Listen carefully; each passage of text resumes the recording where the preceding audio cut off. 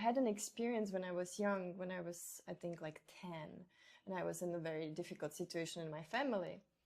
And I was like desperate. I didn't know what to do, how I'm going to survive. And I remember like without knowing, I just asked for help. And it was like I had a conversation within myself, and it's like a future self came in, which I don't know if it's this version or much older, but it was like, just keep walking, you will be fine. And you're doing, like, you're on the right path. And it just like talked to me, gave me this like also felt sense of just keep going, you're okay, and safety. And I know it was me talking to me from future.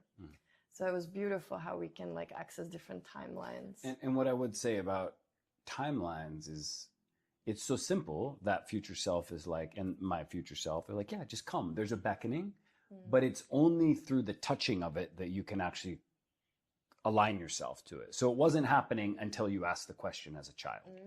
That's just, and it wasn't happening until I asked to meet that one. And then that one's like, yeah, you're already there. And so it's kind of clicking in and happening together, but it is then important to essentially do the work of humbling in the moment and asking for help, and sort of getting on your knees and praying and just being like, oh my God, I don't have this all by myself. Can anybody out there, please? And it kind of can align you in. But in that, you're already touching wisdom. So your child there was like, I need help.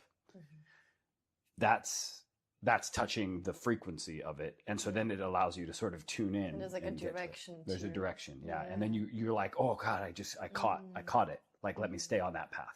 Yeah. That's beautiful.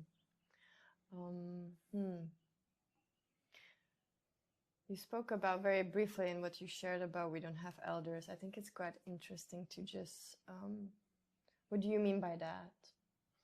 We do. So I've met elders. I see them. So I just want to be clear. And there's a difference, right, between like somebody who knows a lot and an elder. And so, there's not an old person. Yeah, elder definitely not an old person. I would say most of our old peoples, most of the baby boomer generation in the Western world are just clearly not elders.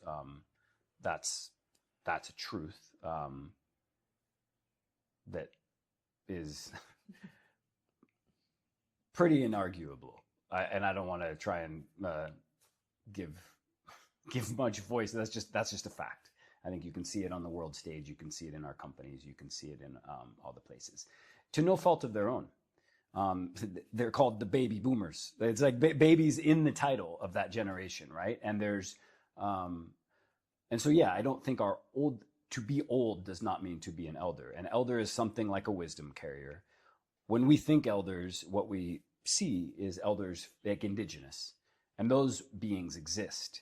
And why those cultures still exist is because those beings exist. So then what the elders been doing when we were in Peru, what the Quechua elders have been doing is holding a frequency and a culture and passing it on to children, and then the children become elders. And not everybody does that, but there's a sort of unbroken line.